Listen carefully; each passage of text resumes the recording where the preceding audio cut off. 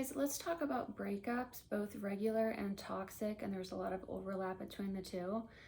Let's talk about why you feel so bad, what you can do about it, blah, blah, blah. So, I'm a life coach in Manhattan. I have been since 2007. So, I have talked to some people about breakups. I've had a few of my own as well. And it's definitely worse if it was a toxic breakup, but there's so much you can do to make it better and get the life you actually want. So, first of all, breakups have so many different parts, they have so many different things going on, and it's really easy to just assume, oh no, my life is over because I feel bad.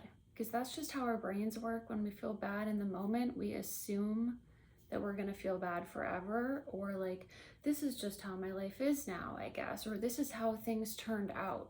We can see it as a story and that's the ending, and that's not the case. The truth is that breakups feel so bad because it's basically like an addiction.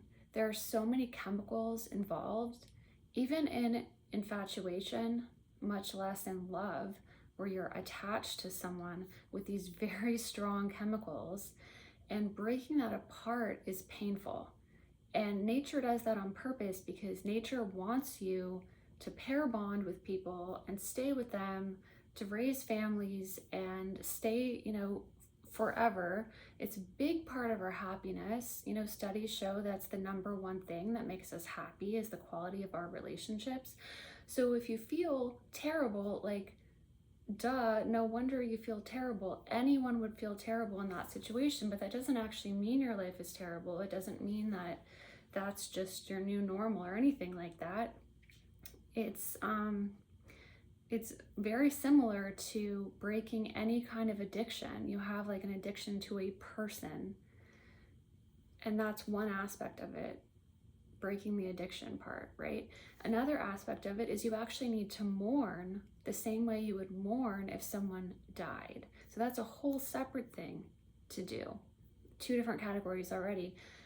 Then you have the whole issue of how do you create the life that you want now that something has fallen apart. Now you have more time and more space to actually think about what you really want for your life and build that. So building a whole new life is another aspect. Reassessing your goals, making sure you're on the right path for what you really want and all that. Then you have dating and making sure that you have the knowledge and skills and confidence to do that. Then you have working on your self-esteem, because even a healthy breakup is going to throw you for a loop, at least for a little while, and you have to kind of piece your self-esteem back together. If it was a toxic breakup, that's going to be even worse. So you can see already that's a lot of completely different categories. So it's no wonder that it's overwhelming and extremely stressful, because any change in life is stressful, and your relationships are a lot of your stability in your life. A lot of like your, what on a daily basis is your relationships. So even making a change like moving is stressful, right? Or changing jobs. So any change is stressful. So you throw that in on top of everything else, and it's like, well, no wonder. Like, how could you not feel absolutely horrible? And the longer you are with them, the longer it takes to get over it. And it's almost like you have a garage that you need to sort through and have a garage sale. And it's like the longer you're with them, the more stuff is in that garage to sort through. But it's all totally doable, and a lot of things you can improve very quickly. It's not a thing of like, oh, well, it's going to just be terrible for 5 years. And it's not like that. Like, a lot of stuff can get better really fast, actually. And other things take time, but it doesn't have to be this like excruciating thing. It can be a gradual, satisfying actually thing to go through, where you end up coming out the other side like so much stronger and clear on your goals. And I really believe a lot of the endings in life, whether they're relationships or a job or a business that didn't work out, I really feel that these things show us at times so much more than the wins do, because they guide you to see like what's actually meant for you.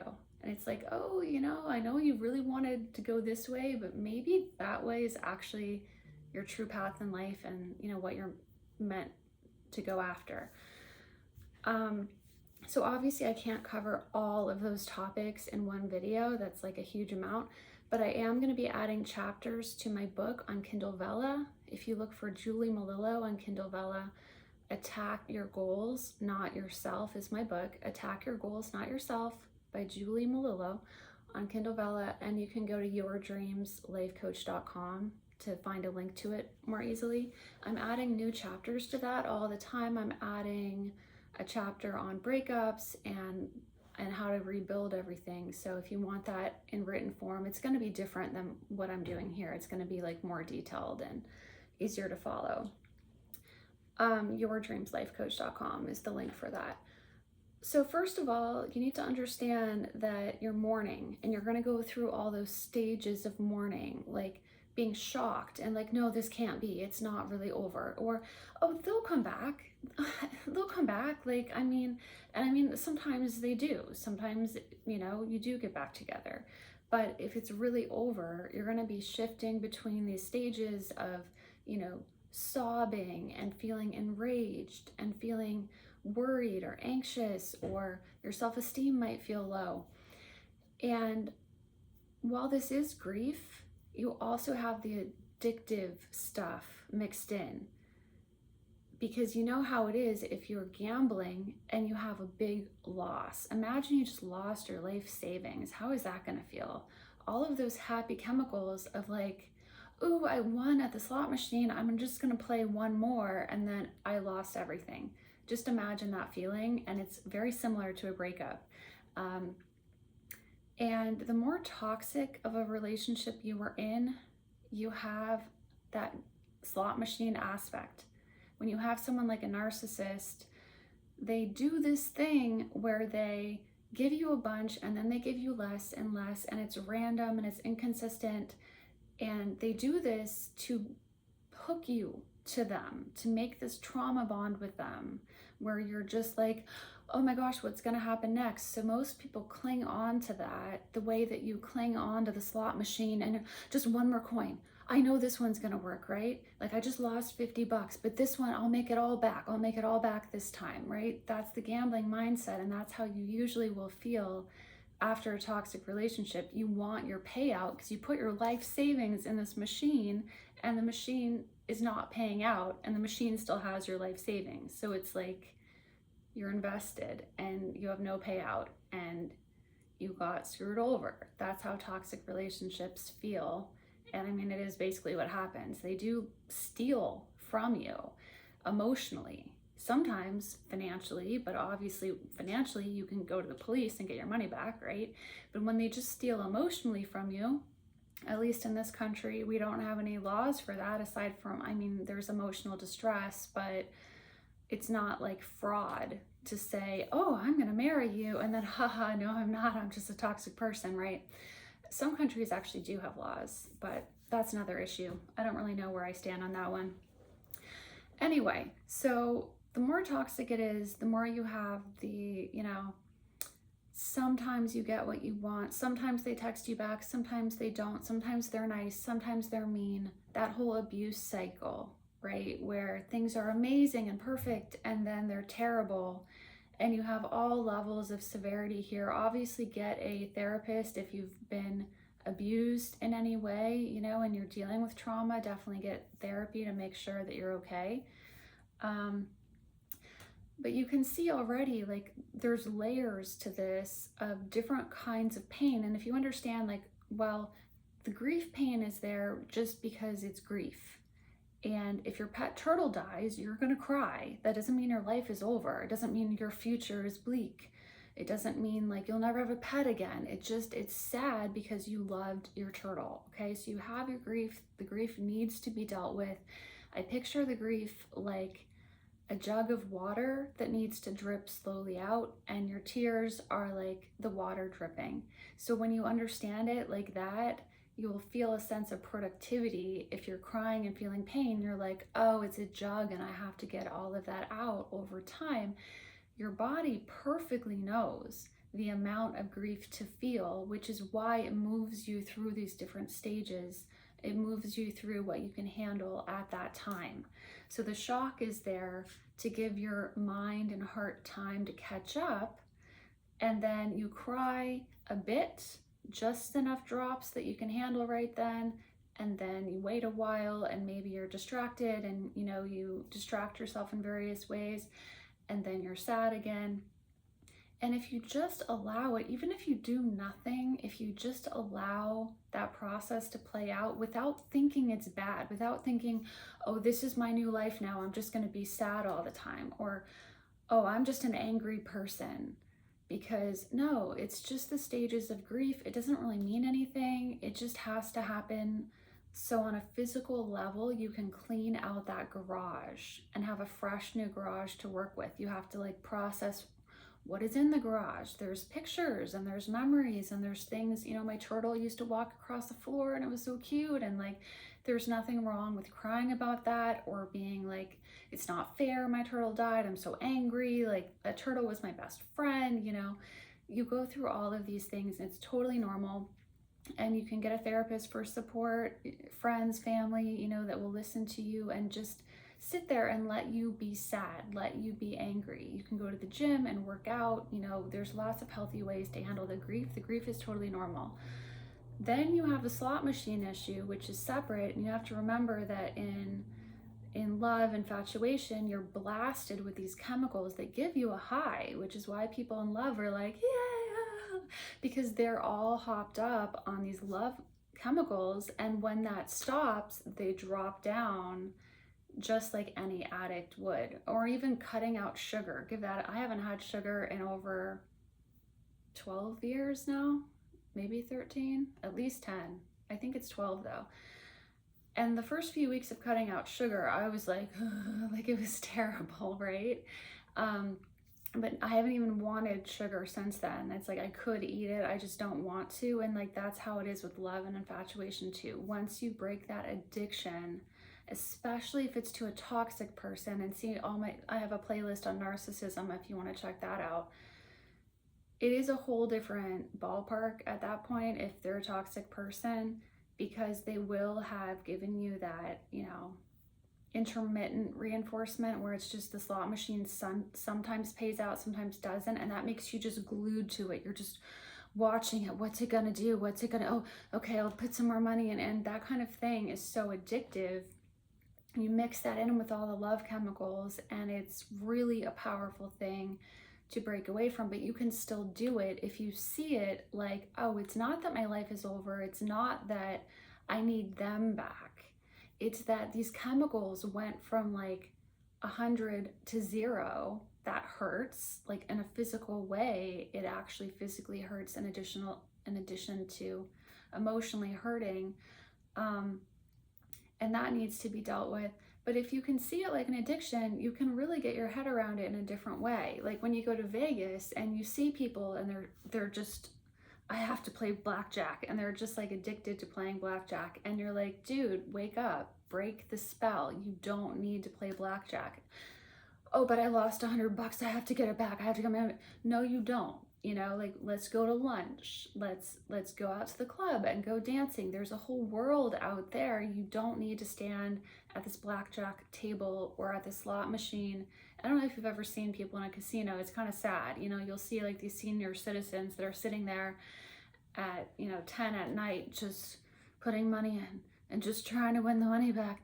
And that same state, that emotional state, happens to people in breakups, especially toxic ones. So if you can see yourself like that and know that that's not you, that's not your whole life, that's just an emotional state that you're in, and you can really snap out of it the minute you decide to make a decision to, like, you know what, I'm just not going to put any more money in the slot machine.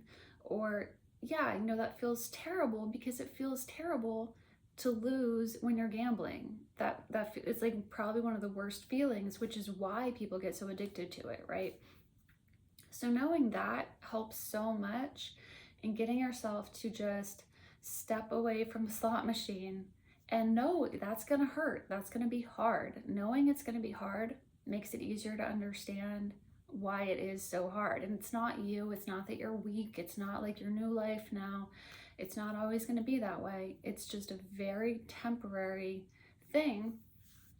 And it's kind of interesting if you can just step back from it and see yourself, that that's something that can happen to anybody, getting addicted like that, and knowing that there are these serious chemicals involved that are addictive. So, cold turkey is a great way to do it. If you don't want to do cold turkey, just observing yourself and watching how do you react to different things. If you're still texting them all the time, how is that going for you? Is it putting you on a roller coaster? Do you feel really great when they text you, but then they don't text you back for a few days? Then you feel terrible because you're like, oh, is this really the end? And et cetera, et cetera. And again, if you do absolutely nothing, it will still get better. You don't have to have the magic solution, but just getting your head around these concepts helps so much, so that if you are upset or you're mad, instead of judging yourself and saying, oh, I should be over this by now, or I'm being weak, you can just say, it's morning. It's morning. These little drops have to drip out of this bottle until the thing is done, and then it will be done, and it will just feel whole and complete, and it will feel fine. And if you're like being obsessive and slot machine-ish, you can be like, oh, this is the addiction part. I get that. Okay. And if you're moving between, freaking out and wanting them back, and then being like, oh, it's no big deal. Like, they'll text me, and then, oh, I hate them so much. And then like, oh gosh, I'm so worried about my future, and like, what's my future gonna be like? And that's normal. You're just going through the grief process, and the stages are going to come and go as your body deems it to make sense to do so. Your body knows exactly how to heal you from the pain. You don't even need to do anything. But just understanding it helps a lot, and kind of not taking it too seriously. Like, even though your pain is big and bad, you don't have to see that as a bad thing. You can see it as a good thing. Oh, my body's healing me. That's why it's making me feel these awful things, because that's just the healing. And if you see it like that, it kind of feels good. It's like kind of like listening to a sad song or watching a sad movie. Like, it feels good sometimes to have like a good cry. It feels good to miss that turtle, that you just loved that turtle so much, and like, it gets to a point where it feels good to remember that, and it feels whole and complete, and it's not like an intolerable thing. When people don't do this and they don't allow the process to play out so they can get to that point where their emotions settle, and it's like, oh, I'm always going to miss that turtle, but it's because I always loved that turtle, and that's okay, and now I can move on, and I might have some more pets someday. You will get to that point if you allow it, but it's really the people who just push it all away, who say, oh, it's just a turtle, who cares about that? I don't even care about whatever. I'm just gonna go buy a new bunny. I have a new bunny, and F that turtle. Those are the people that 20 years later are gonna be at the bar talking about, I had a turtle once, They're gonna be talking about their turtle 20 years from now. Those are the people who just like never get over it, because they haven't felt it. You have to feel to heal. And the stuff that you block out, it's like you boarded up that garage and you didn't take all the stuff out and look through the boxes and put stuff up for garage sale and deal with it, right? You have to deal with it. Then you have all this fresh new space, and you can actually put your car in the garage, or you can make a home gym in your garage, or use it for storage or whatever. You have space to work with, and you'll have space in your life to build the things that you want. If you have huge self-esteem issues after a breakup, really look into therapy and or learning about the dark triad, narcissists, sociopaths, Machiavellian, people who use other people and who manipulate and lie to other people, because that could have possibly played a part. If your self-esteem is just shattered, that might be something that's there. or, there could be some stuff from your past. And, that's all therapy stuff. I don't deal with therapy stuff as a life coach, so figure that out with a professional. But do know that your self-esteem is going to be much more shattered the more dark triad of a person you've dealt with. If they don't have empathy and they're lying and manipulating you, one of their main tactics is to try to lower your self-esteem so that they can control you. And it's not even true. It's not even reality, but they often will insult you because they want to keep your self-esteem low so that you don't leave them, because it's harder to leave someone if you feel terrible about yourself. And often these people want to win, and they will continue to put you down sometimes after the breakup to still try to control you and still try to win.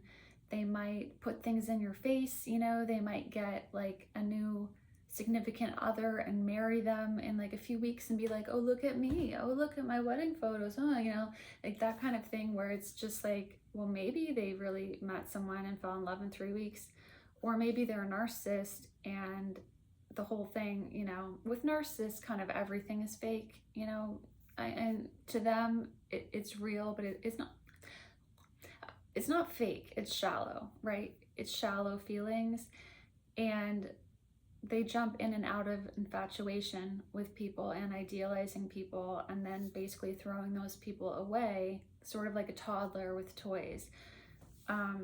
So if you really feel like your self-esteem is just terrible, consider that might have been there. And if that's the case, you're probably going to keep thinking about it, because your brain is trying to recognize the pattern of what to avoid in the future. And that's important. A lot of people will tell you, just forget it, move on, they're not worth thinking about. I don't agree with that. I think you should think about it, figure out what happened, and try to not repeat it, because then you can protect yourself from some of these red flags. And how do you do that if you don't know what the red flags are? So learn the red flags of narcissists and sociopaths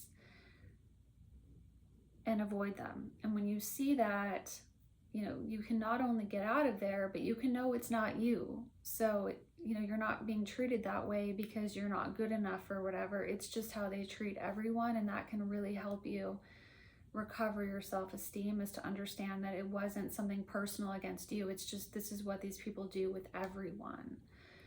So that's one very important thing for your self-esteem. Even if you had a normal breakup, it's just normal to have your self-esteem for a period of time kind of be in flux, because you had a person that cared about you or loved you and supported you emotionally and was there for you, and then it's just gone. So you're gonna be lacking some of that social emotional support. And on top of that, it's just like anything, any kind of ending, it doesn't even matter who ended it, it just doesn't feel good. And whether it's a breakup or even a job layoff, it's just going to affect you. In the back of your mind, you're going to be like, ooh, like, oh, I hope it wasn't me. I hope it wasn't that I wasn't good enough. That thought is going to be there after any kind of ending.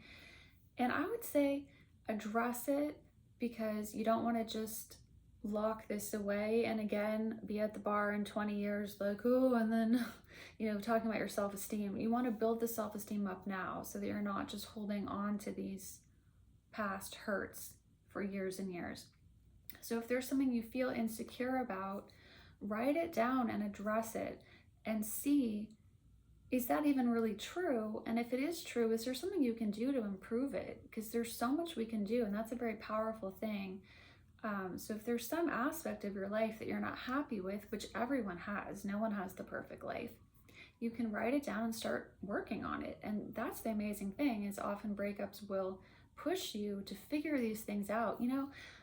I always was a little insecure about my fashion sense, and I just felt like I could dress better. I just didn't really know how, and maybe it's not a huge, really, who cares? It's your fashion sense. It's not gonna kill you. But if it bothers you, maybe spend 20 minutes a day researching, how do I get better style, or ask people for help, or there's a million things you can do to just chip away at it over time. And then in a year, you might be really proud of your fashion sense and like it's not an insecurity anymore. And you can do that with anything. Like maybe it's your health and you just haven't had time to really work on it, but now you do want to work on it.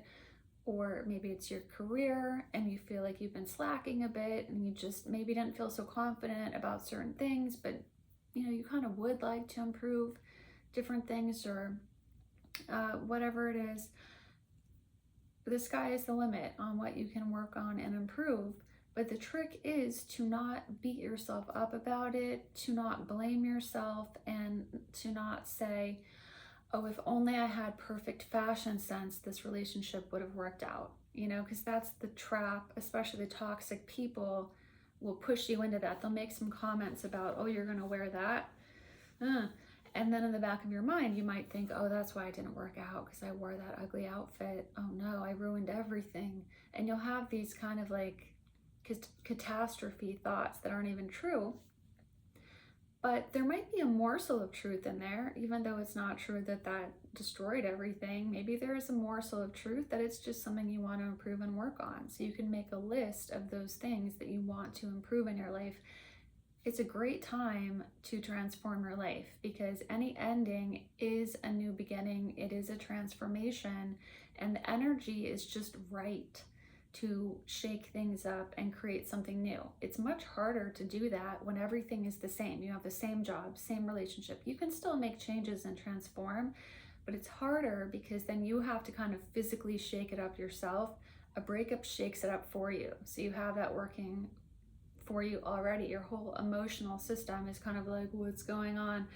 That's a good time to create new goals and kind of lock into those. Also gives you something to work on, and you get dopamine. Yay, dopamine. Dopamine is one thing in infatuation and love that makes you feel kind of high, and you can get that from working on your tasks and goals. It's also in coffee, and coffee has a lot of benefits if you keep it in moderation, like maybe 1 cup a day, maybe 2. There's studies on that you can look up. And of course, people like to debate this, but there's a lot of good stuff in coffee. Obviously, if you have issues with anything like anxiety, be careful and ask your doctor, blah, blah, blah. So focusing on resetting your goals, zooming out, taking stock of what you want, big picture, what do you want? What is your dream life? It's a great time to get into affirmations, all of that, The Secret, all of those things, manifesting. The trick is you really want to put stuff in the present moment instead of visualizing someday. You want to see it as if it is happening in this moment or has already happened, like law of assumption wise is what you want to do. Because when things really happen, it's like, oh, that's nice. But it's pretty rare that you're going to be like jumping up and down. It's kind of like, oh, well, that's pretty cool. Okay, I guess that's my life now. That's kind of the energy that you want, right? Because in real life, even if something good happens and you're like happy, you might be a little happy, you might be a little bit like, yay, but you're probably not going to be like running around the house screaming most of the time, especially if it's like already happened. It's kind of like, wow, that's really great, or like, that's a relief, or okay, hey, I'll take it, that kind of attitude. So if you picture your goals with that kind of attitude, it can really help. And that's a whole other thing that you can work on. So I hope that that gave you kind of a blueprint of just how complicated breakups are, how they're much worse if it's with a toxic person who has the slot machine, addictive stuff going on. But even if it's not toxic, all love is basically addictive because there are these attachment chemicals involved. And to break those bonds, you need to mourn, which is difficult. And you also need to work on your self-esteem and build that up. And the more toxic it was, kind of the more you need to work on that. But it's a perfect time to reassess big picture, look at your goals for your life, look at what you want to improve, look at any mistakes you think you've made, and chip away at improving those so that you can have the best future for yourself possible, and do that without attacking yourself. You don't need to attack yourself. You don't need to be like black or white thinking, oh, I ruined everything, I'm a terrible person, I'm ashamed. You can say, yeah, I made a list of mistakes and I don't want to do that again because I don't like how that turned out. So next time I'm going to make a list of like, don't do this, don't do that, and then work on them. So self-esteem, and then also figuring out your goals, attacking your goals, allowing that grief process to flow. And you can literally do all of this at the same time. You don't have to wait till like the last stage of the grief process to write your to-do list, right? You can just do it when it feels good, when you feel like, okay, I had a good cry, I went to the gym, and now I'm gonna journal and I'm gonna write about my turtle. And I just like using the turtle because it's just a little bit easier of a visual. You know, Sammy the turtle, and I loved how he walked, and it's so sad. But you know what? I always forgot to give him his snacks on time, and that next time I'm gonna give him his snacks on time, and you know, blah blah blah. And you can have, beyond journaling and your morning, feeling your emotions, you can also have your own life coaching goals of what you want to do in the future and how you want to transform yourself and transform your life and your ideal relationship and what that looks like, and visualizing that to help it manifest. I don't want to say faster because sometimes things need to take time in order to like manifest in the right way, but to manifest like ASAP. And to help you with that, you can definitely read my book, Attack Your Goals, Not Yourself, because that's what I'm talking about. It does not help to attack yourself and blame and shame yourself. It does not help to attack and blame and shame others either, because you don't control others.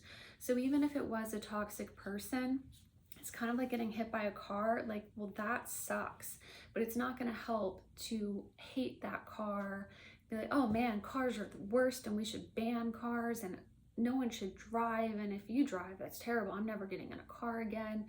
Instead, you can say, that was really bad luck.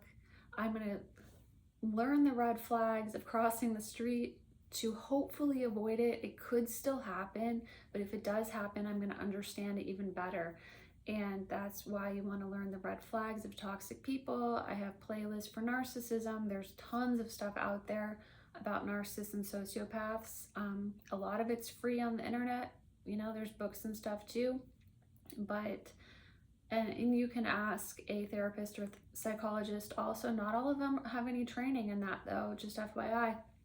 There are some even psychologists who don't know what a narcissist is. So just be aware to ask them if they have training in that before you go to them for help or advice.